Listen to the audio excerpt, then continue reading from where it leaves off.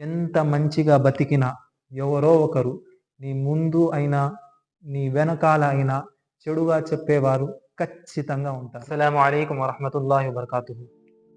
ఒక చిన్న కథ ఎక్కడ చదివానో గుర్తులేదు. కానీ దీని నుంచి మనం చాలా నేర్చుకోవచ్చు. ఒక ఊరిలో ఒక తండ్రి, కొడుకు ఒక చోట ప్రయాణానికి వెళ్ళడానికి బయలుదేరుతారు. ఆ కాలంలో సైకిళ్ళు, స్కూటర్లు ఉండేవి కాదు. సో, వాళ్ళ దగ్గర ఒక గాడిద ఉండేది. ఆ గాడిద పైన వాళ్ళు ప్రయాణం మొదలు పెడతారు. ముందుగా తండ్రి తన కొడుకుని గాడిద పైన కూర్చోపెట్టి తను నడుచుకుంటూ పోతాడు. కొంతమంది వాళ్ళని చూసి ఏమనుకుంటారంటే, కొడుకుకి కొంచెమైనా సిగ్గు ఉందా? తండ్రి నడుస్తా ఉంటే తను మాత్రం దర్జాగా గాడిదపై కూర్చొని ఎలా పోతున్నాడో చూడు అంటారు. ఇది విన్న కొడుకు తను దిగేసి తండ్రిని కూర్చోబెడతారు. కొంత దూరం పోగానే అక్కడ కొంతమంది చూసేసి ఏమంటారంటే, తండ్రికి కొంచెమైనా మానవత్వం ఉందా? పసివాడు నడుస్తా ఉంటే ఆయన మాత్రం ఎలా దర్జాగా కూర్చొని ఉన్నాడు చూడు అంటారు. సో, ఈ మాట విన్న తండ్రి ఏం చేస్తారంటే, ఇద్దరు గాడిద పైన ఒకేసారి కూర్చుంటారు. కొంచెం దూరం పోవగానే మరికొందరు వాళ్ళని చూసేసి ఏమంటారంటే, వీళ్ళ లోపల కొంచెమైనా మానవత్వం ఉందా? ఒక జంతువు పైన ఇద్దరు ఎలా దర్జాగా కూర్చొని ఉన్నారో చూడు అంటారు. సో, వాళ్ళు ఇద్దరు కూడా దానిపై నుంచి దిగేస్తారు. ఇది చాలా లాంగ్ స్టోరీ ఉంది. దీనితో మనకు అర్థమయ్యేది ఏమిటంటే, మనం మన జీవితంలో ఎలా బతికినా ఎవరో ఒకరు మన గురించి చెడుగా చెప్పేవారు ఉంటారు.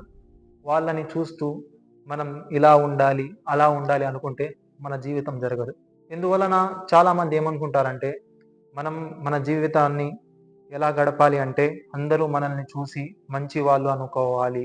మన ముందర గూడా, మన వెనక గూడా మన యొక్క మంచి గురించే చర్చించాలి అని భావించి వాళ్ళేమంటారంటే, నేను నా జీవితాన్ని అందరి దగ్గర మంచివాడిని అనుకోవాలి, అలా గడుపుతాను అనుకుంటారు. కానీ ఇది అయ్యే పని కాదు.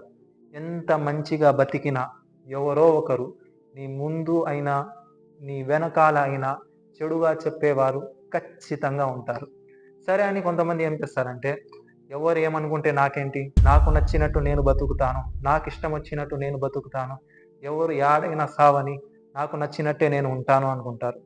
ఇలా ఈ లైఫ్ స్టైల్ కొన్ని రోజుల వరకు బాగుంటుంది. కానీ దీని యొక్క నష్ట ప్రభావాలు ఖచ్చితంగా కొన్ని రోజుల తర్వాత కనిపిస్తుంది. కొన్ని రోజుల తర్వాత మనుషులు ఇలాంటి వారితో మాట్లాడడమే వదిలేస్తారు. ఎవరు పట్టించుకోరు కూడాను. దీని యొక్క నష్ట ప్రభావాలు ఖచ్చితంగా కనిపిస్తాయి.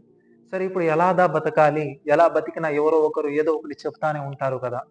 సో, మనం చెప్తాం గదా! ప్రతి ప్రశ్న యొక్క సొల్యూషన్ ఖురాన్‌లో ఉంటాది, హదీస్‌లో ఉంటాది అనేసి. ఖైరుల్ ఉమూరి ఔసతిహా. ప్రతి పనిలో, ప్రతి విషయంలో ఒక మిడిల్, ఒక లెవెల్, ఒక హద్దు అనేది ఉంటే జీవితం బాగా గడుస్తుంది అనేసి చెప్తా ఉన్నారు. అదేవిధంగా మనం ఖురాన్ అధ్యాయం 3 ఆయత్ నెంబర్ 26లో అల్లాహ్ తాలా చెప్తున్నారు, కులిల్లాహుమ్మ మాలికల్ ముల్కి తు'తిల్ ముల్క మన్ తషా వ తు'iజ్జు మన్ తషా వ తుజిల్లు మన్ తషా.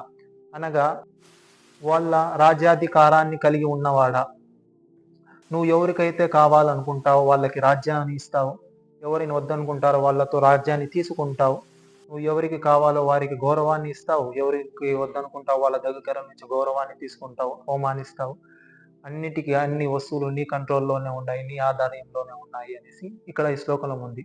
సో, మనం మనుషుల్ని ఎంత బాగా ఇది చేసినా వాళ్ళు మన గురించి ఎక్కడో ఒక చోట చెడుగా ఎవరో ఒకరు చర్చించడం ఇది మాత్రం ఖాయం, ఇది మాత్రం సత్యం. సో, దీన్ని బట్టి మనం ఖురాన్‌లో చదివితే మనకు అర్థమయ్యేది ఏమిటంటే, కేవలం ఒక సృష్టికర్తని మీరు రాజీ చేసుకుంటే ఆ సృష్టికర్త మీకు పరువు ప్రతిష్టలు అందిస్తారు. అది వదిలేసి మేము ప్రపంచంలో ఉండే అందరి చోట నేను పరువు సంపాదించుకుంటాను, అందరి చోట మంచివాడిని అనుకుంటాను అంటే ఇది అయ్యే పని కాదు. ఇది అసాధ్యం కూడాను. అందువలన సరే, ఇప్పుడు ప సృష్టికర్తని ఎలా మనం రాజీ చేసుకోవాలి? అంటే దీని గురించి చాలామంది ఏమనుకుంటారంటే, ఒట్టి నమాజ్ చదవడం, ఉపవాసం ఉండడం, దీంతో సృష్టికర్త రాజీ అయిపోతాడు అనుకుంటారు. ఇది ఒక బ్రహ్మ తప్పి వేరే ఏమీ లేదు. సృష్టికర్తని ఎలా రాజీ చేయాలి అనేసి దీని గురించి మనం స్టార్టింగ్‌లో ఒక వీడియో చేసాం. దీని యొక్క థంబ్‌నెయిల్ ఇక్కడ కనిపిస్తా ఉంది కదా! మన ఛానెల్‌లో ఉంటాది. ఇస్లాంలో ఆరాధన ఏమిటి అని. దాన్ని చూసి మనం తెలుసుకోవచ్చు. సో, ఇంతటితో మనం ఈ వీడియోని సమాప్తం చేస్తున్నాం. అస్సలాము అలైకుం రహ్మతుల్లాహి వబరకాతుహు. ఇలాంటి మరిన్ని మంచి వీడియోల కోసం మన ఛానల్ను సబ్స్క్రైబ్ చేసుకోండి. లైక్ మరియు షేర్ చేయండి. ధన్యవాదములు.